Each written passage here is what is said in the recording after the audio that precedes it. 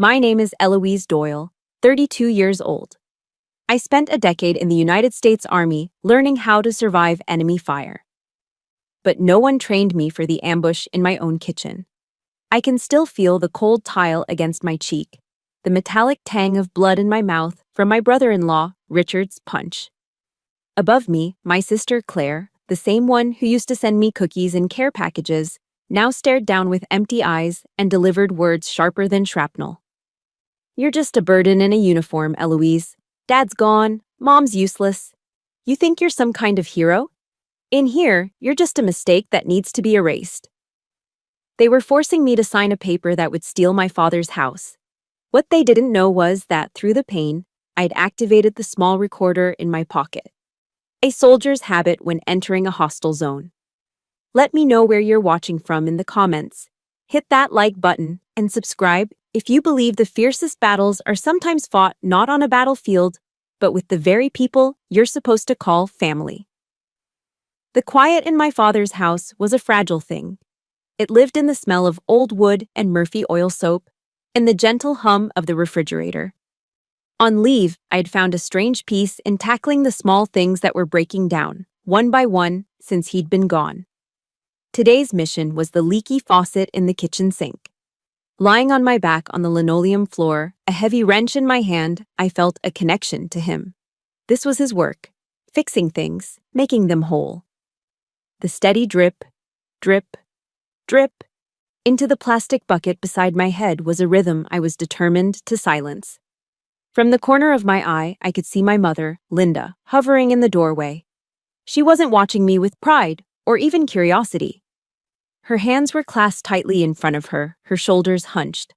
Her eyes, which used to be so full of life, were filled with a familiar, anxious dread. She knew something was coming. In this house, the silence was never peace. It was just the air holding its breath before a storm. The storm arrived when the back door slammed open with enough force to rattle the spice rack on the wall. My sister Claire and her husband Richard stormed in, bringing a cold November wind with them. Their faces were grim, etched with a fury that felt aimed, personal. Richard, a smarmy car salesman who always looked like his cheap suit was one size too small, marched to the center of the room. He threw a crumpled off-white envelope onto the oak kitchen table my father had built. It landed with a slap that echoed louder than a gunshot in the quiet house. "Here's the legacy your father left you," he snarled, the words dripping with contempt. I slowly slid out from under the sink, wiping grease from my hands onto an old rag. I could feel my mother shrink back into the shadows of the hallway. I picked up the envelope. The return address was a bank in downtown Pittsburgh. Inside, printed in stark, unforgiving red ink, were the words, "Final notice of foreclosure." It gave us 30 days. 30 days to pay a sum of money so large it didn't seem real. Or the home I grew up in, the home my father had poured his life into, would be sold at auction. Before I could even process the number, Claire's voice, high and sharp, sliced through my shock. "This is all your fault," she shrieked, her face contorting in a mask of fear and rage. She pointed a trembling finger at me. "All of it," I stared at her, completely bewildered. "Claire, what are you talking about?" "Don't you play dumb with me, Eloise." Her voice cracked. "If you hadn't run off to join the army to escape your responsibilities, if you'd stayed home and gotten a real job, we wouldn't be in this mess. You go off playing soldier all over the world while I'm stuck here, cleaning up this garbage. What good is your salary against the kind of debt Dad left us in?" The accusation was so absurd, so twisted, it knocked the wind out of me. Playing soldier? I had spent the last 10 years deploying to dusty, dangerous corners of the world, managing logistics in places where a single mistake could cost lives, all while sending a portion of my paycheck home every single month. Richard slid up next to her, placing a proprietary arm around her shoulder. His voice was smooth, slick with a false sympathy that was more poisonous than Claire's raw anger. "That's right, honey," he cooed, looking at me. "Eloise is used to the government taking care of her. She doesn't understand how the real world works. We have to save ourselves." He gestured to the foreclosure notice as if it were my report card.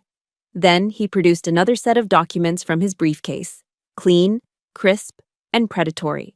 We have a solution, he said, his salesman's smile finally appearing. A reverse mortgage. You sign this, it puts the house under our control. It gives us the capital we need to leverage, to get out of this hole. We'll handle everything. They weren't asking. They were telling. They wanted me to sign away my father's legacy to fix a problem I didn't create. My training kicked in. When faced with a crisis, you assess the data. I picked up the foreclosure notice again, my eyes scanning the fine print, the dates, the interest rates. My brain, trained to spot discrepancies in supply chains and inventory reports, immediately saw the flaws.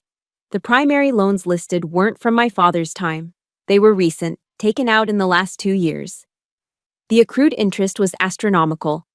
This wasn't the modest mortgage of a retired Navy Seabee. This was the wreckage of reckless gambling, of stupid investments, and a lifestyle funded by debt. It was Richard's debt. I put the paper down on the table, my hand steady. I looked from the notice to Richard's smug face, then to my sister's desperate one. No, I said. The word was quiet, but it had the weight of a command. Claire flinched. Richard's smile faltered. What did you say? I said no, I repeated, my voice colder now, harder. This is Dad's house. I won't let you turn it into your personal casino to pay off your bad bets. That single word was the match hitting the gasoline. Richard's face turned a blotchy red. The mask of the concerned brother-in-law evaporated, revealing the petty tyrant underneath. He took a step toward me, puffing out his chest. You don't get a choice here, you arrogant little soldier. I reached for the foreclosure notice, my intention simple: to hold the proof, to confront them with the facts. Let me see that again. But Richard was faster. He snatched the paper away, his movement violent and sudden. You'll sign, he roared, and then he shoved me. Hard. I stumbled backward, my hips slamming into the edge of the kitchen counter. A jar of oregano fell, shattering on the floor and filling the air with a sweet, herby scent that was sickeningly out of place. I looked toward the door, but Claire had moved to block it, her arms crossed. Her face was a blank wall. The kitchen, my childhood sanctuary, had just become a trap. My soldier's instincts, honed over a decade of situational awareness training, took over. My hand moved, not in aggression, but in self-preservation. It slipped into the side pocket of my canvas jacket, my fingers brushing against the cool, hard plastic of the miniature audio recorder I always carried. A habit. In a hostile zone, you document everything. Richard saw the movement, and in his rage, he misinterpreted it completely. Oh, what's that? He sneered, a cruel, triumphant grin spreading across his face. Gonna call in your squad? Gonna call your little army buddies to come save you? He didn't wait for an answer. He lunged forward, his fist a blur of motion. My world exploded in a flash of white and pain. The first punch had landed. The ambush had begun. The steady, rhythmic beep of the heart monitor was the only sound in the sterile quiet of the emergency room. Beep. Beep. Beep. It was a cold, mechanical pulse, a stark contrast to the chaos still raging inside my head. I sat on the edge of the stiff hospital bed, the paper gown crinkling with every small movement. The throbbing in my jaw was a dull, constant ache, a physical reminder of the impact. A kind-faced nurse with tired eyes gently dabbed a cool cloth on a cut above my eyebrow. You've got a hairline fracture in one rib and a dislocated jaw, she said, her voice soft with practiced sympathy. You're very lucky. I just nodded, the movement sending a fresh jolt of pain up the side of my face. Lucky. The word felt wrong. I'd survived 2 deployments in Afghanistan, where IEDs were a daily threat and the danger was a tangible thing you could almost taste in the air. I had felt safer there, surrounded by my unit, than I had in my own father's kitchen. Here, in the one place I was supposed to be safe, I had never felt more vulnerable. A man in a rumpled suit stepped into the small cubicle, pulling the curtain shut behind him. He was older, with graying hair and a weary look that said he'd seen too much of what people do to each other. He introduced himself as Detective Miller. His eyes held a mix of professional gravity and a certain respect when he looked at me. He wasn't looking at a victim, he was looking at a soldier. Sergeant Doyle, he began, his voice a low baritone. I need you to walk me through it. From the beginning. He paused, then his eyes met mine with a piercing clarity. When did all this really start? His question wasn't just about the assault. It was a key. Turning the lock on a door in my mind I had sealed shut for a decade. The memories didn't just come back. They flooded in, pulling me under. The fluorescent lights of the hospital faded, replaced by the dim lighting of a military recruitment center in downtown Pittsburgh. It was 10 years ago. My father, David Doyle, stood beside me, his back ramrod straight. He was a former Navy Seabee, a builder, a man who believed that service and hard work were the cornerstones of a good life. There were tears welling in his eyes, shimmering with a pride so intense it felt like a physical force. You're carrying on a proud tradition, Eloise, he'd said, his voice thick with emotion as he hugged me. Remember what I always told you. A strong structure starts with a solid foundation. But next to him, my sister Claire stood with a different expression. I remember it so clearly now. The slight roll of her eyes as Dad embraced me, the way her lips thinned into a tight line. She leaned over to her new boyfriend, Richard, and whispered a bitter little comment, just loud enough for me to hear over the officer's congratulations. Look at that. Dad's golden girl. Always has to be the center of the universe. At the time, I dismissed it. I told myself it was just a fleeting moment of sisterly jealousy, a passing shadow. But sitting here, tasting the blood in my mouth, I finally understood. That wasn't a shadow. It wasn't a scratch. It was the first crack in our family's foundation. 2 years after I enlisted, that foundation crumbled. My father died in a scaffolding accident at a construction site. 1 minute he was there, the solid, unshakable pillar of our lives, and the next, he was gone. His death took the last of the light from our house, leaving my mother a ghost in her own home and Claire adrift in a sea of grief and financial worry. I flew home from my base on emergency leave. The funeral was a somber affair, the house filled with the quiet murmurings of friends and neighbors. I stood by the door in my dress blues, the uniform crisp and immaculate, accepting condolences from a long line of my father's old Navy buddies, men who understood the oath I'd taken, the life I had chosen. They shook my hand, looked me in the eye, and told me how proud my father had been. Later, needing a moment of quiet, I stepped into the kitchen, and that's when I overheard it. Claire was crying softly at the table, and Richard was beside her, his voice low and conspiratorial, a venomous whisper in the house of mourning. Stop crying, honey, he said, stroking her hair. Tears don't pay the bills. He glanced around the kitchen, his eyes assessing it not as a home, but as an asset. At least this house is worth something. We need to think about our future. We can't let her patriotism get in the way of that. The blood ran cold in my veins. He wasn't comforting my grieving sister. He was recruiting her. He was planting a seed of greed in the fertile soil of her resentment, turning her pain into his opportunity. He was pointing her to a new enemy. Me. The beeping of the heart monitor brought me back to the harsh reality of the emergency room. I looked up at Detective Miller, his patient, waiting face a stark contrast to the treacherous memories. My own voice, when it came out, was a raw, hoarse whisper. It didn't start tonight, Detective, I said, the bitter truth finally forming into words. It started the moment my sister decided my sacrifice was her burden. It started the day she decided her husband's greed was more important than our blood. The attack in the kitchen wasn't the beginning of the war. It was just the final, inevitable battle in a psychological campaign that Richard had been waging for a decade. He'd taken Claire's insecurity, her lifelong feeling of being second best, and he'd weaponized it. He'd fanned the small flame of her jealousy until it became an inferno of resentment. And for the first time, looking back, I wasn't just seeing the pain. I was seeing the enemy's battle plans, clear as day. If you've ever had a moment where you realized a family member's jealousy was deeper and more dangerous than you ever imagined, hit that like button. And in the comments below, just type the word foundation. if you believe that the cracks in a family often start long before the house actually falls. After I was discharged from the hospital and gave my initial statement to Detective Miller, going back to my father's house wasn't an option. It wasn't home anymore. It was a crime scene, a battlefield haunted by the ghosts of betrayal. A temporary restraining order was in place, a flimsy paper shield against Richard and Claire, but the real walls were the ones I was building inside myself. With the little savings I had, I found a new place to live.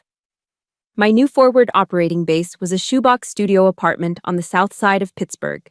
The listing had called it cozy, which was real estate code for claustrophobic. The room was just big enough for a fold-out couch that doubled as my bed, a small card table, and a single window that looked out onto a solid brick wall. The sweet smell of freshly cut grass from my father's suburban lawn was replaced by the damp, musty scent of old brick and the constant soundtrack of city life. The wail of distant sirens, the rumble of trucks, the angry shouts from the street below. This was my new reality, a lonely outpost in the middle of a concrete jungle. At night, the silence was the worst part. It was a heavy, suffocating blanket that left too much room for thoughts to echo. My meals consisted of instant ramen noodles or the leftover MREs, meals ready to eat. I still had from my last field exercise. The same foil-packed dinners I'd shared with my squad under the stars in Afghanistan now felt like a bitter parody of camaraderie. I'd sit at the wobbly card table, eating beef stew out of a pouch, and the loneliness was so thick, so tangible, it felt like another person in the room with me. My life quickly fell into a grueling, relentless rhythm. I was fighting a war on two fronts now. The first front began at 0500 hours every morning. By day, I was Sergeant Doyle. I put on my uniform, a second skin of professionalism and duty, and drove to my logistics unit at the Army Reserve Center. I did my job with meticulous precision. I managed supply manifests, coordinated transportation, and briefed my superiors. I built a wall of competence around myself, so thick and so high that no one could see the cracks in the foundation. No one asked questions, and I offered no answers. But when I clocked out at 1700, the second front began. I'd change out of my uniform into jeans and a t-shirt and drive to a noisy sports bar downtown, where I'd taken a job bussing tables and washing dishes until 2 a.m. The work was exhausting and anonymous. I'd haul heavy tubs of dirty glasses, the smell of stale beer and fried food clinging to my clothes, my mind blessedly numb from the physical labor. The extra cash was a necessity, a war chest I was building to pay for the legal fight that was coming. There were nights I'd get back to my apartment and fall onto the lumpy couch, my back screaming in protest, and manage only 3 hours of sleep before the alarm blared again. But I never missed my 5 a.m. run. I would lace up my running shoes and pound the pavement along the Monongahela River, the cold Pittsburgh air burning my lungs. During those runs, a mantra from basic training would play on a loop in my head. Pain is weakness leaving the body. Pain is weakness leaving the body. I clung to that discipline like a life raft. It was the only thing I had left that made sense, the only structure in a life that had been blown to pieces. One evening, after a particularly brutal shift at the bar, my phone buzzed. The screen lit up with a single word, Mom. My heart hammered against my ribs. A tiny, foolish flicker of hope ignited in the darkness. Maybe she'd come to her senses. Maybe she'd finally chosen her daughter. I stepped out into the alley behind the bar, the noise of the city fading behind me. Hello, I answered, my voice cautious. Eloise. My mother's voice was a fragile, tear-soaked whisper. The hope in my chest withered and died. Eloise, I'm so sorry. Sorry for what, Mom? I asked, my voice flat. There was a long pause, filled with her shaky breaths. I could almost hear the battle raging within her, the love for her daughter fighting a losing war against her fear. Fear won. Claire says you shouldn't make such a big deal out of this, she finally stammered. The words were a gut punch, delivered by the last person I ever thought would betray me. Richard. He promised he'll take care of me. He said he'll make sure I'm safe. She wasn't calling to see if I was okay. She wasn't asking if I was in pain, if I was scared. She was calling to ask me to surrender, to lay down my arms for the sake of her false peace, a peace bought and paid for by Richard's lies.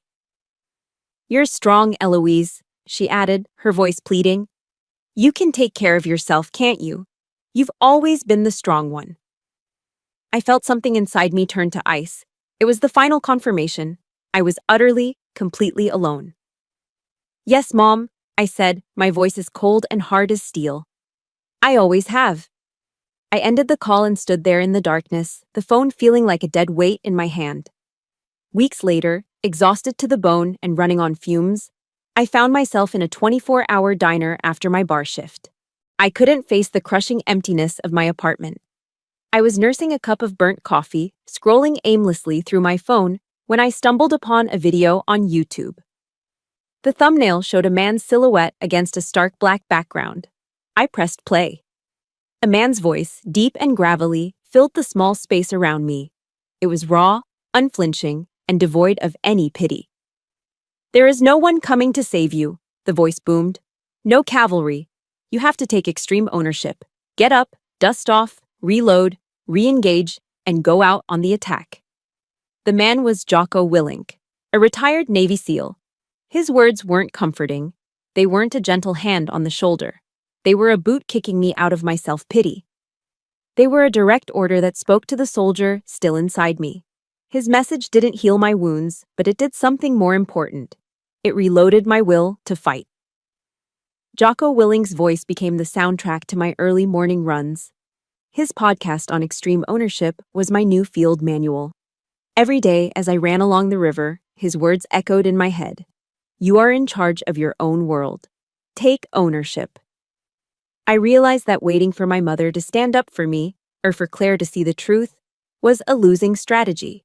It was a waste of emotional resources. My mission was no longer to understand their betrayal, but to defeat it.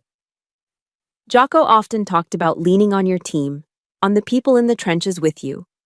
My team had always been my unit in the army, but this was a different kind of war, fought on home soil. I needed a different kind of support. So, I decided to do something I'd been avoiding for years. I looked up the address of the local Veterans of Foreign Wars Post, VFW Post 707. Walking up to the old brick building felt like reporting for duty at a new, unfamiliar base. My stomach was a knot of anxiety. I'd spent my entire career in a male-dominated field, but this felt different. I was afraid of being judged, of being seen as weak, of bringing my messy personal war into a place that was supposed to be a sanctuary.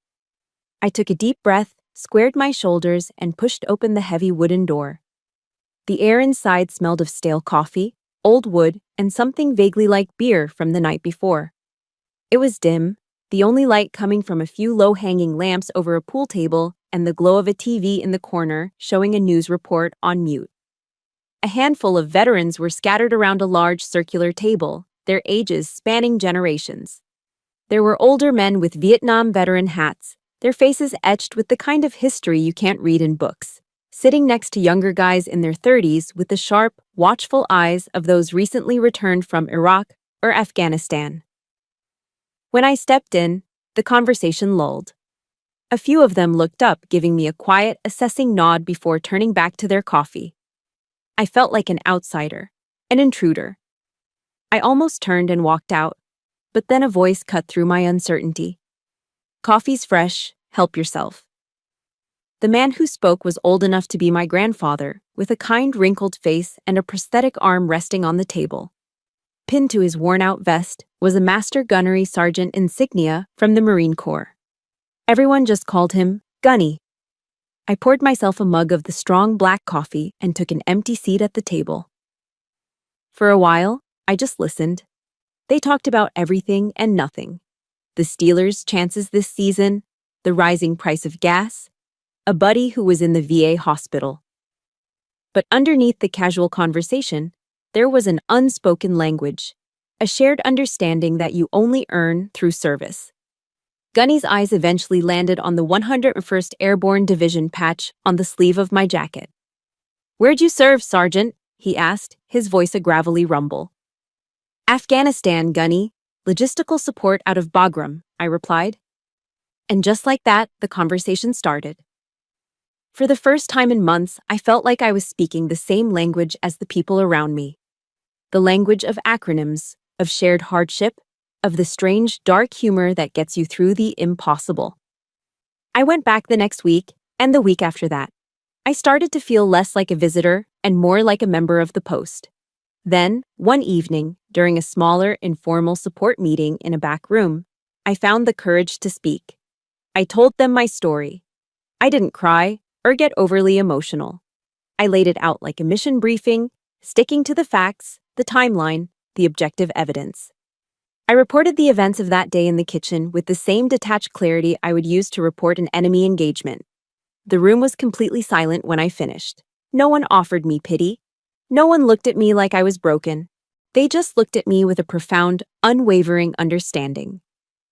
Then a woman named Maria, a Marine veteran who'd lost her leg in Fallujah, wheeled herself closer to me. She had the toughest, most resilient eyes I'd ever seen. She reached out and put a firm hand on my shoulder. "Welcome home, soldier," she said, her voice steady and strong. "This is your home now." And that was it. The dam I had so carefully constructed inside of me finally broke. Tears I didn't even know I'd been holding back streamed down my face. I wasn't crying out of sadness or self-pity. I was crying out of sheer, overwhelming relief. The relief of being seen. The relief of being understood. The relief of, after so long, finally feeling like I was home. But this group, my new unit, they didn't just offer words. They offered a plan of action. Gunny, who had spent 20 years as a criminal investigator in the Corps after his time in Vietnam, leaned forward. "I'll take a look at those police reports for you," he said grimly. "See if they missed anything." Maria, who now worked as a paralegal, pulled out her phone. "I know a lawyer," she said. "A bulldog. She specializes in domestic abuse cases and veterans' rights. She'll tear this guy apart on the stand." Another vet, a young Air Force tech sergeant who was an expert in IT, spoke up from the back. "That recorder you mentioned," he said. "If the file is damaged, I might be able to recover it. I can make secure copies, build a chain of custody." Suddenly, I wasn't a lone soldier fighting a hopeless battle anymore. I was part of a team. A highly specialized, deeply motivated fire team that had my back. I looked around the room at these faces, these strangers who had become my family, and felt a surge of strength I hadn't felt in years. Gunny gave my shoulder a gentle squeeze, his grip surprisingly strong. He looked at me, the commander assessing his soldier, getting ready to issue the next order. "All right, Sergeant," he said, his voice low and serious. "You've got your unit assembled. Now, tell us. What's the next objective?" For the first time since the ambush, I felt like I had solid ground under my feet. The war had shifted from a chaotic scramble for survival to a structured, strategic campaign. My new command center was the conference room of a downtown law firm, and my new commanding officer was Evelyn Reed. She was a woman in her 50s with sharp, intelligent eyes that didn't miss a thing and a demeanor that radiated controlled power. Maria hadn't been kidding when she called her a bulldog. Gunny sat beside me at the polished mahogany table, his posture as straight as if he were in a formal review. We were listening to the evidence. The tech sergeant from the VFW had worked his magic, and the audio file from my little recorder was now crystal clear. We listened in silence as the ugly scene replayed through a small speaker. Richard's threats, Claire's venomous words, "You're just a mistake that needs to be erased," filled the quiet, professional space. Hearing it again, removed from the pain and shock of the moment, made it even more chilling. It was calculated. It was cruel. Evelyn Reed steepled her fingers, her expression unreadable. "This is good," she said, her voice calm and clipped. "This establishes intent and malice. It corroborates your statement perfectly." Just as she spoke, my phone, sitting face down on the table, began to vibrate.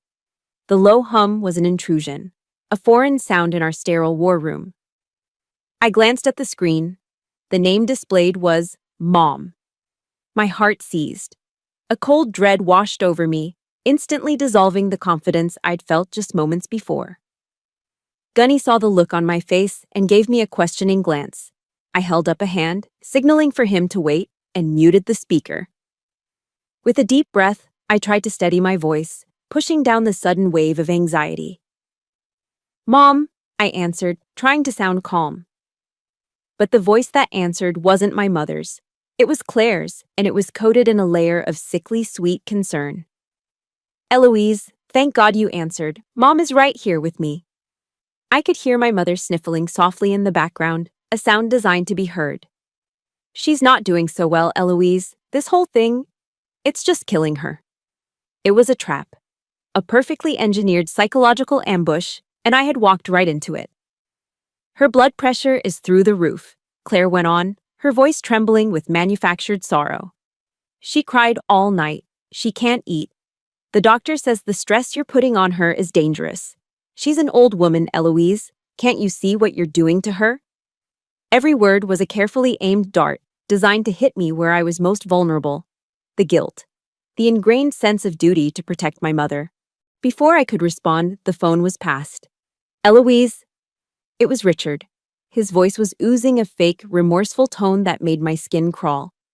"Listen, I know I was wrong. I was under a lot of pressure and I lost my temper. I'm so sorry for what happened, but we're family. You can't take your own brother to court. Think of your mother. Just drop the lawsuit. We can work this out, just the three of us. I promise I'll even cut you in on a piece. We'll make it right." The sheer audacity of it was breathtaking. He was offering me a bribe, a pathetic scrap from the table, after assaulting me and trying to steal my home. It wasn't an apology. It was an insult.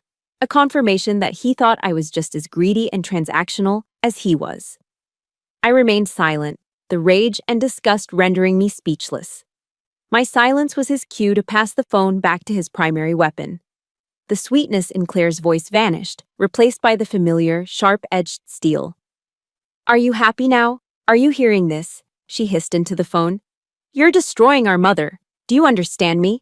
She's going to lose everything because of your selfishness. Is this what they teach you in the army? That your precious imaginary honor is more important than family? Dad would be so ashamed of you." Her words were poison-tipped needles, jabbing at every insecurity, every deep-seated fear I had. For a split second, I faltered. The room began to feel small, the air thick. Was she right? Was I the monster in this story? Was my fight for justice just a selfish crusade that would leave my mother as collateral damage? My eyes darted around the room, searching for an anchor. I saw Evelyn Reed, watching me with a steady, unblinking gaze. She wasn't judging me. She was assessing me, waiting to see if her client would hold the line. Then I looked at Gunny. He wasn't looking at me with pity. He met my gaze and gave me a single, firm nod. It wasn't a command. It was a statement. "I'm with you. We're with you. Hold fast." That silent gesture of support was all I needed.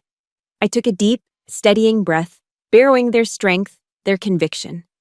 The fog of guilt began to clear.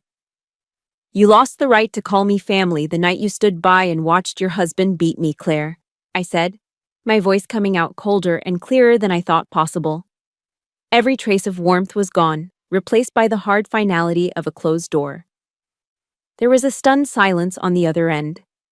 "And you, Richard," I continued, my voice dropping even lower. "Don't you ever call me your sister again. We have nothing left to talk about. I'll see you in court." I could hear him grab the phone, his breathing heavy and ragged. The mask was completely gone now. "You'll regret this, you little bitch," he spat, his voice a low, menacing growl. Then the line went dead. I lowered the phone, my hand trembling slightly, but my resolve was like iron. The conference room was silent for a long moment. Evelyn Reed broke the silence, a grim, satisfied smile touching her lips. "Okay," she said, leaning forward. "That confirms it. They know we have the recording. They're panicking." She looked from me to Gunny, her eyes sharp and focused. "A cornered animal is a dangerous one. They're going to get desperate. We need to move faster." A few days after the threatening phone call, an embossed invitation arrived at my apartment. It was for the town's annual Hometown Heroes fundraiser, a charity dinner organized by the local Chamber of Commerce to support military families. My first instinct was to throw it in the trash. The last thing I wanted was to parade around a room full of strangers. But Gunny saw it differently. We were at the VFW post, going over case files with Maria. "You have to go," he'd said, his voice firm. "Richard wants you to hide. He wants you isolated. You need to show them you're not running." Maria agreed. "It's a strategic move, Eloise. Be seen. Be composed. Let them see a soldier, not a victim." So I went. Gunny and Maria came with me, my chosen family flanking me as we walked into the banquet hall of the local country club. The moment we stepped inside, I knew it was a mistake. This wasn't just an ambush. It was a carefully prepared kill zone. Richard and Claire were standing near the entrance, greeting people like the town's royal couple. Claire was wearing a glittering cocktail dress, a fake, serene smile plastered on her face. Richard was in his element, shaking hands, clapping men on the back, his voice booming with false sincerity.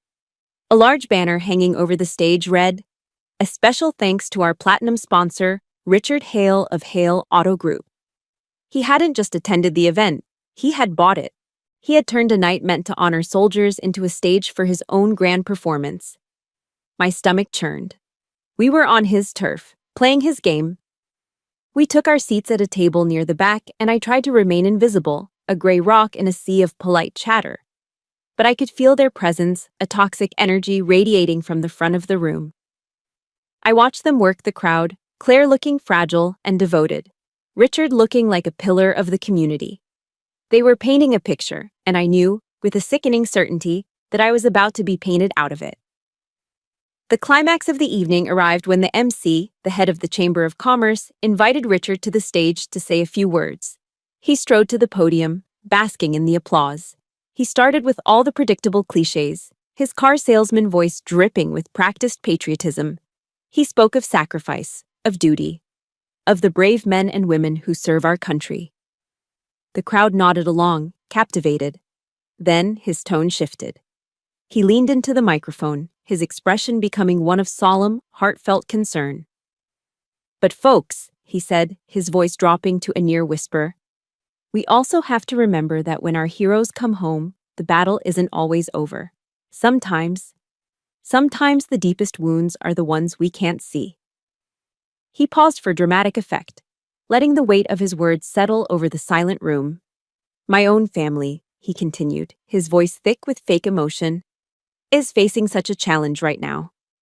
We are trying to support a beloved family member who is struggling to separate what's real from what's not, a side effect of the stresses of their service." He never said my name. He didn't have to. In a town this small, everyone knew. Every head in that room subtly turned, every pair of eyes shifted to my table. I could feel their stares like physical blows.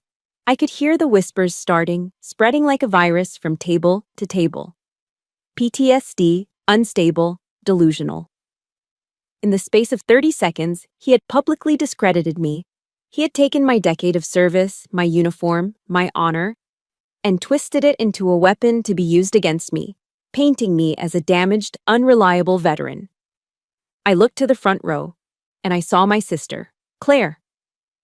She was looking down at her hands, shaking her head slowly with a pained, sorrowful expression, playing the role of the long-suffering sister to perfection. She was his accomplice, his co-conspirator in this public execution of my character. That was it. That was the last straw. Something inside me snapped. The years of quiet resentment, the disciplined silence, the soldier's creed of sucking it up and driving on, it all shattered. A tidal wave of pure, cold fury washed over me, so powerful it made my vision sharpen and the sounds of the room fade to a dull roar. Maria reached over and put a warning hand on my arm, but I gently shook my head. This was my battle. This was my front line. And I had to face it alone. I stood up. A hush fell over the room as I began to walk, not toward the exit, but toward the stage. My steps were measured, deliberate. Each footfall on the plush carpet was a declaration. I could see the panic flash in Richard's eyes as I approached. He tried to cut his speech short, to wave me off, but it was too late. I walked right past him, took the second microphone from its stand, and turned to face the stunned audience. My hands were steady. My voice, when it came out, was clear, strong, and carried the unshakable authority of a sergeant addressing her troops. "My name is Sergeant Eloise Doyle," I said, my voice ringing through the silent hall. "I am not delusional."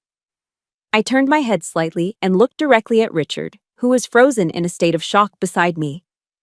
"The only wound I am suffering from was inflicted by this man when he punched me in the face in my own father's kitchen." Gasps rippled through the crowd. I then turned my gaze to the front row, locking eyes with my sister.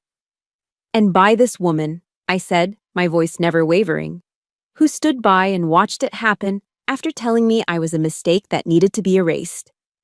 Finally, I turned back to the audience, to the whole town that was now my witness. "The truth isn't always easy to hear," I said, my voice resonating with a power I didn't know I possessed. "But it deserves to be heard."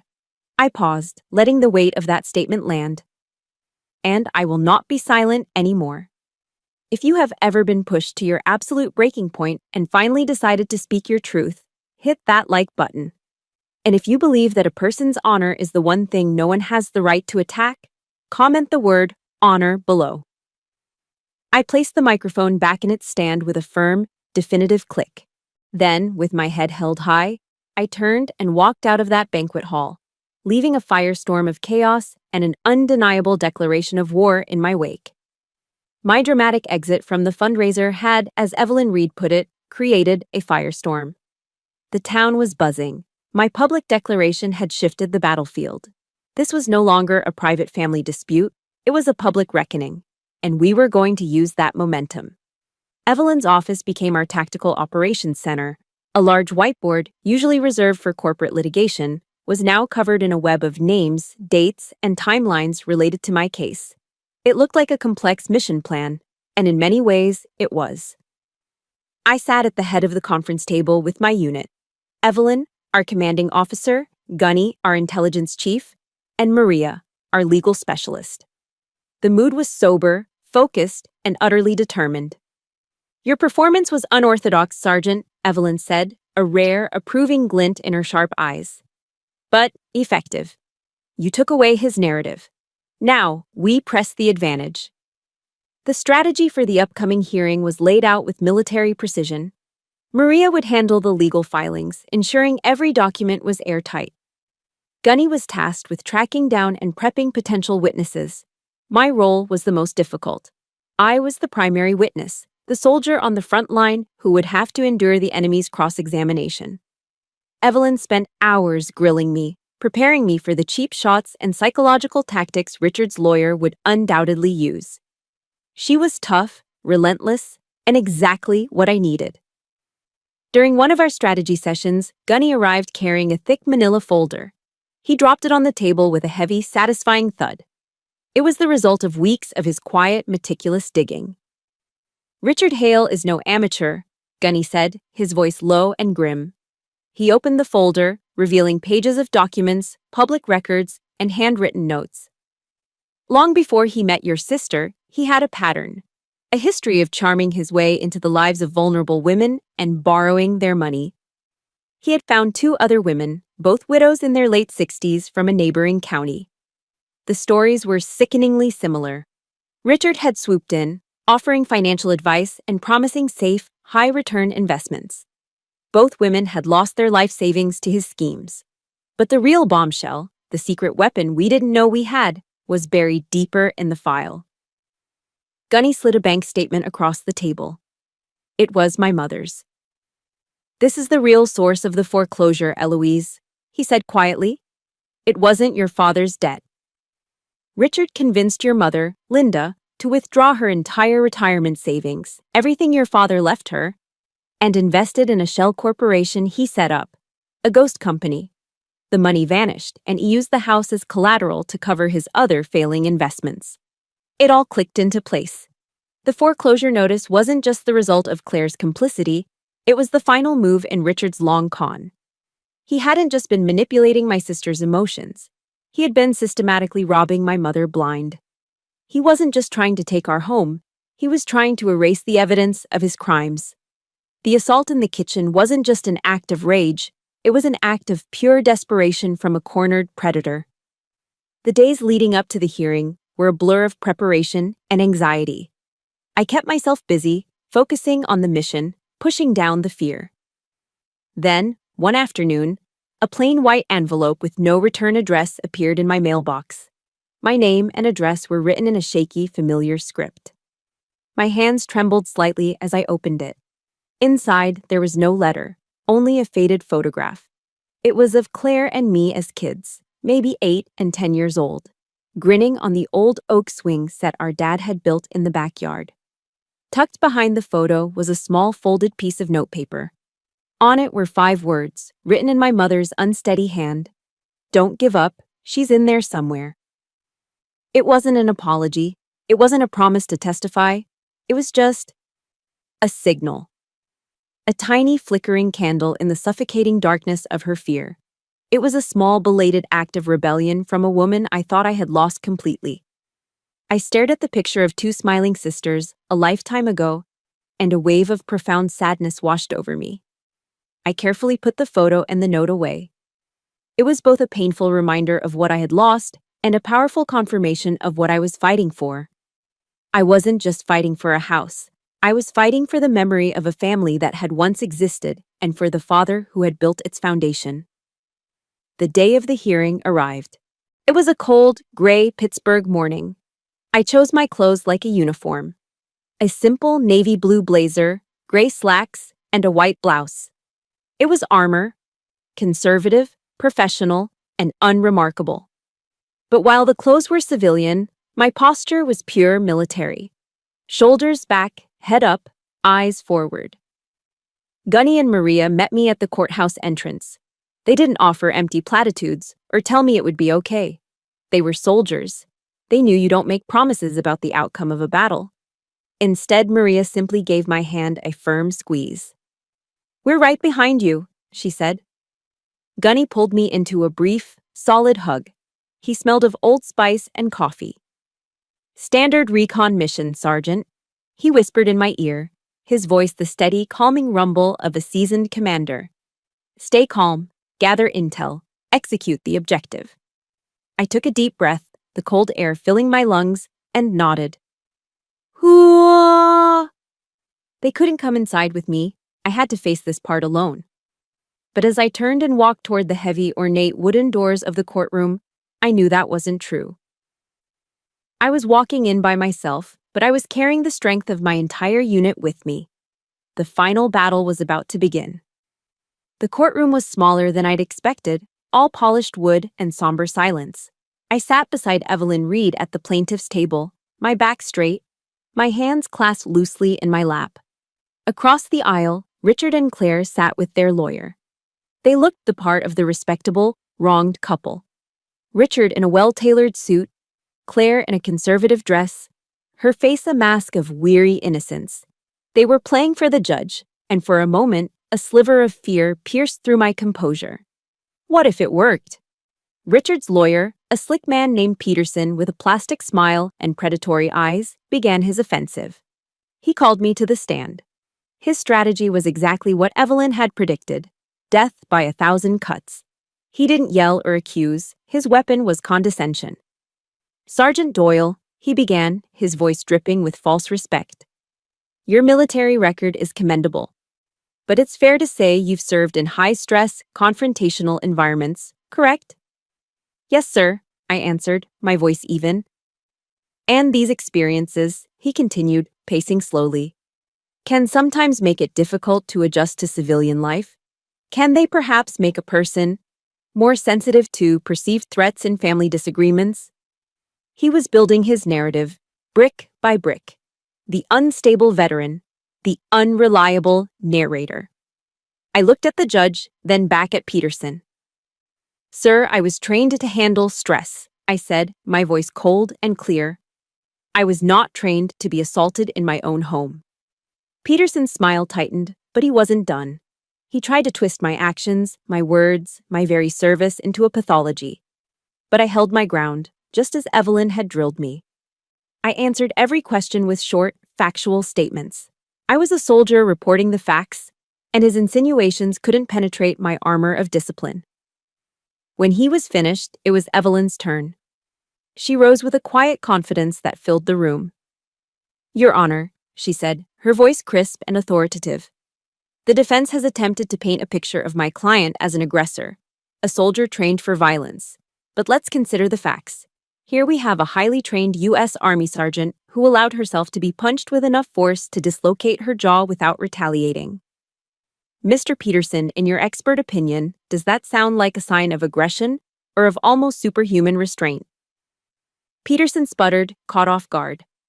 A ripple of murmurs went through the small audience. Evelyn had taken his own weapon and turned it against him.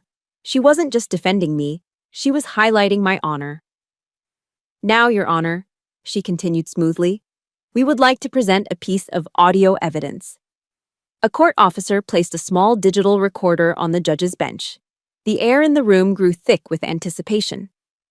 Evelyn pressed play. First, there was static, then my own voice, strained. "No, this is Dad's house."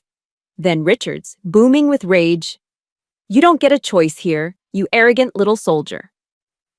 The courtroom was dead silent. I chanced a glance at the defense table. Richard was rigid, his knuckles white as he gripped the edge of the table. Claire's face had gone pale, a ghostly white under the fluorescent lights. Then came her voice, cold and sharp as ice. "You're just a mistake that needs to be erased." A collective gasp went through the room.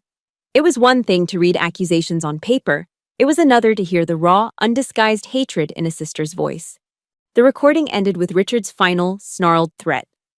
"You'll regret this, you little bitch!" The silence that followed was deafening.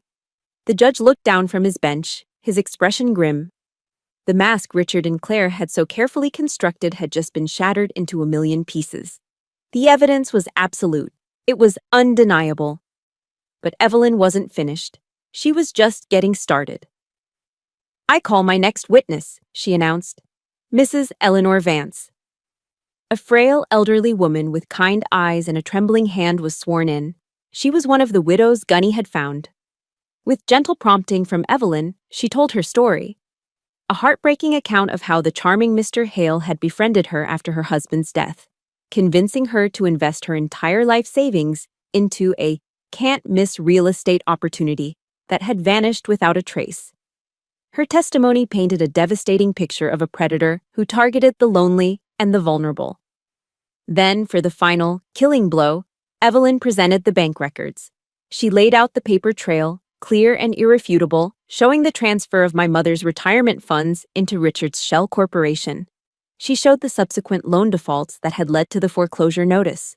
She turned to the judge, her voice ringing with conviction. "Your Honor, this was never a simple family dispute over a house. This was the final act of a systematic pattern of predatory fraud. Mr. Hale targeted vulnerable women, including his own mother-in-law, and when his scheme was threatened by Sergeant Doyle, he resorted to violence to silence her. This isn't just an assault case, it's a case of calculated, cold-blooded theft." It was over. I knew it was over.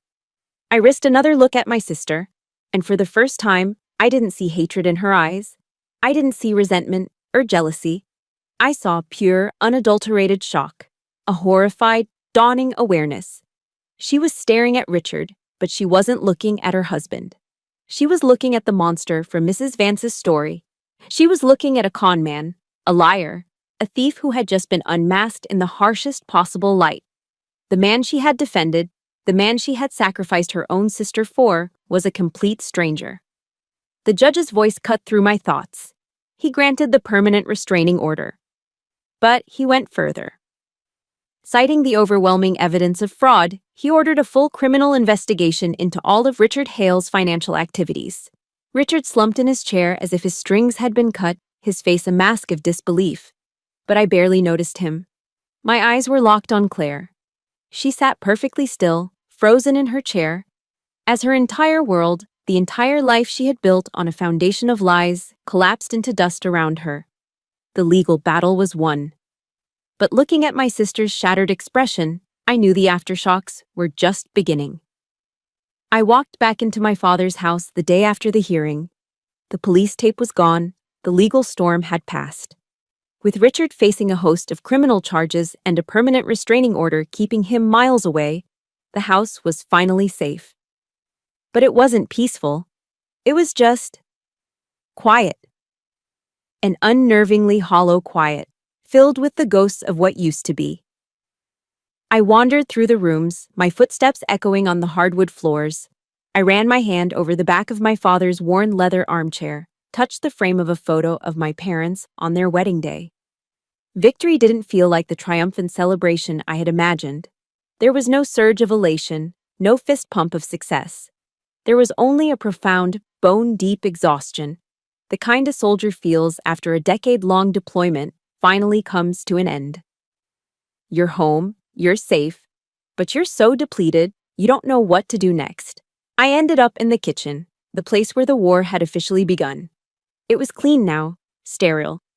The spot where my head had hit the tile was just a spot on the floor. I pulled out a chair from the oak table and sat down, the silence pressing in on me. And for the first time in months, with no battle left to fight and no enemy left to face, I finally allowed myself to cry.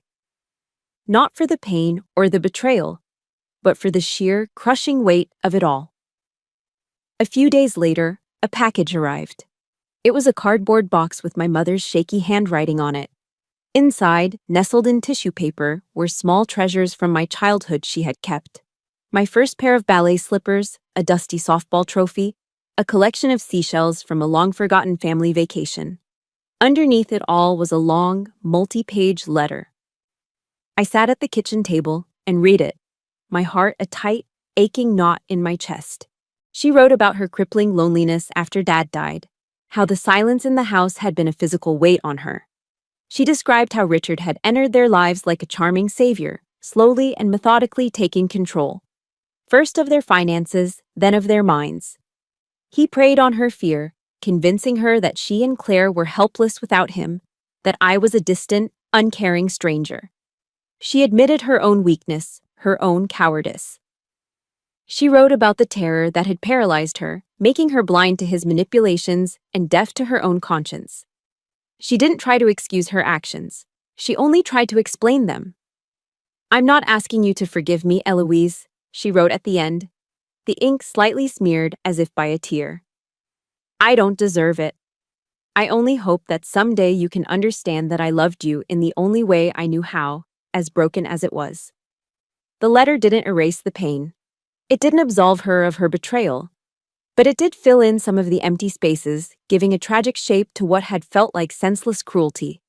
It didn't make me forgive her, but it allowed me to see her not as a monster, but as a casualty of a war she was never equipped to fight. The call from Claire came a week later, just once. Her voice was flat, devoid of its usual sharp edge. She asked to meet at a neutral location, a small roadside coffee shop halfway between the house and the city. When I saw her sitting in a booth by the window, I almost didn't recognize her. She looked like she had aged 10 years in 10 days. Her eyes were sunken and hollow, the fight completely gone out of her. We sat in silence for a long time, the clatter of cups and the murmur of other conversations filling the space between us. There were no tearful apologies, no dramatic pleas for forgiveness. She just looked down at her hands, wrapped around a cold cup of coffee. "You were right," she said, her voice a hoarse whisper. "About him. You were right about everything." She looked up, and for the first time, I saw a flicker of the sister I once knew in her tired eyes. "He poisoned my mind, Eloise. I let him. I let him turn my own jealousy into a weapon against you because it was easier than facing how I really felt." I just listened, letting her words hang in the air. There was nothing for me to say. "I'm leaving town," she continued, her gaze dropping back to the table. "Going to stay with a cousin in Ohio for a while. Start over, I guess. I needed to say that." She finally looked at me one last time. "Good luck, Eloise." It wasn't a reconciliation. It was a surrender. It was the quiet, sad acknowledgement of a bond that had been irrevocably broken. "You too, Claire," I replied softly. We sat for another minute in that shared, heavy silence. Then, as if by some unspoken signal, we both stood up. We walked out of the coffee shop and went in opposite directions, without a hug, without a backward glance, without a single promise to stay in touch. Our relationship, like a casualty of war, was over. Back at the house, I felt a restless energy, a need to do something, to fix something. I walked out into the backyard. The old oak swing set my father had built for us when we were kids stood in the corner of the yard, a monument to a happier time. The wood was gray and splintered, one of the chains rusted through, the seat hanging crookedly. It was broken, just like us. I stood there for a long time, just looking at it. Then I turned and walked to the old shed in the back of the garage. I pulled the heavy door open, and the familiar smell of sawdust and oil filled the air. My father's tools hung in their designated places on the pegboard, just as he'd left them, now covered in a fine layer of dust. I took down his old hammer, his saw, his sander. I wiped the dust from each one, the weight of the tools feeling solid and familiar in my hands. I carried them out into the quiet afternoon and set them down on the grass beside the broken swing. The air was cool, the sun was beginning to set, and the sound of a distant lawnmower was the only thing that broke the silence. I wasn't just fixing a swing set. I was starting the long, slow work of rebuilding a life. I was starting with the wreckage, just as my father, the old Navy Seabee, had always taught me to do. A year can change everything. A year ago, my father's house was a cold, silent crime scene. Today, it's a home. The quiet that once felt so heavy and hollow is now filled with warmth and the low murmur of life. The old oak swing set I painstakingly rebuilt now stands proudly in the backyard, painted a deep, dignified olive drab, army green. It's a reminder not of what was broken, but of what can be made whole again. I sold the tiny studio apartment in the city and moved back in for good. I had won back the house in court, but it was over the last 12 months that I truly reclaimed the feeling of home. On any given Saturday, you can find Gunny, Maria, and a few of our friends from the VFW Post gathered around a grill in the backyard. The air thick with the smell of barbecue and the sound of laughter and old war stories. They are my family now, the real and true version of the word. A unit forged not by blood, but by shared loyalty and mutual respect. I'm no longer living in the past, haunted by ghosts. I'm building a future, right here on the solid foundation my father left behind.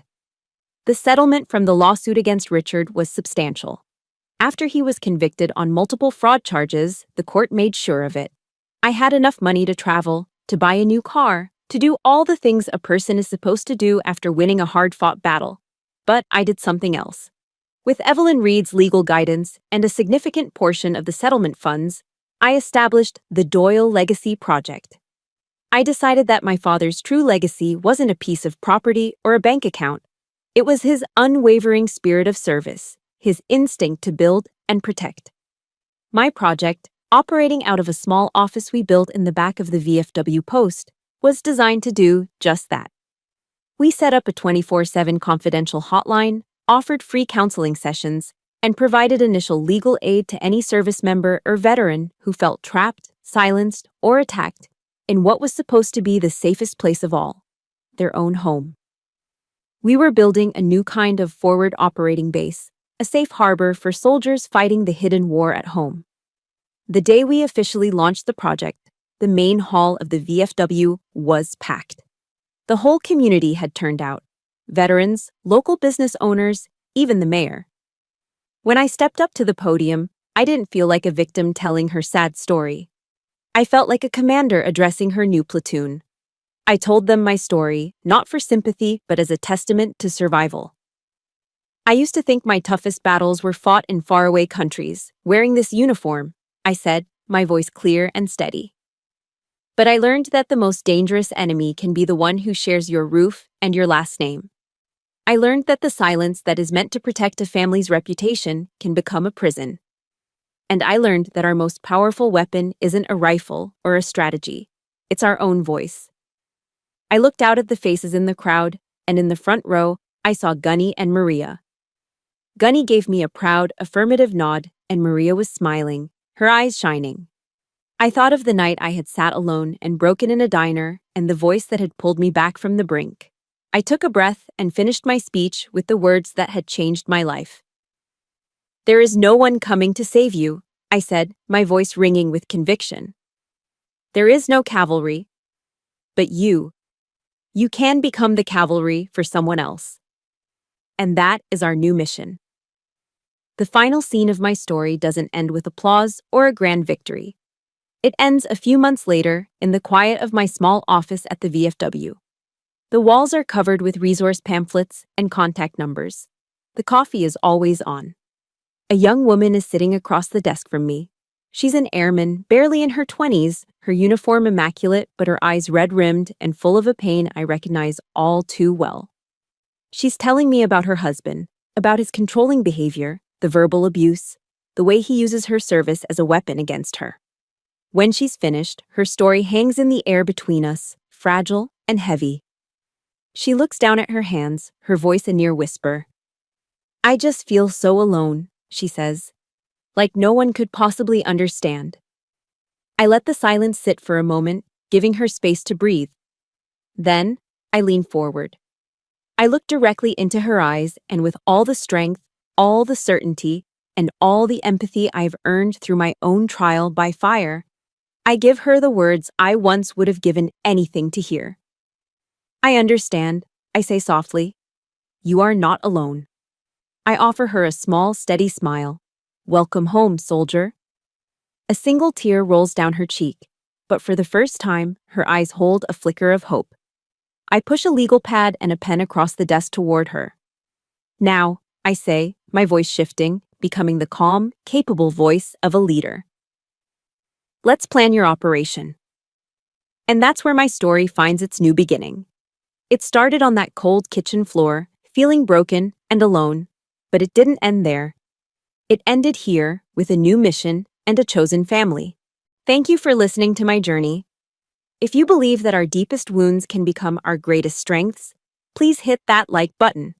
Subscribe to become part of a community built on resilience and support. You never know who in your life needs to hear that they aren't alone, so please consider sharing this story. Finally, let's start a roll call of strength in the comments below. Just type the word legacy to honor the future that we all have the power to build for ourselves. Stay strong and know your unit is out there.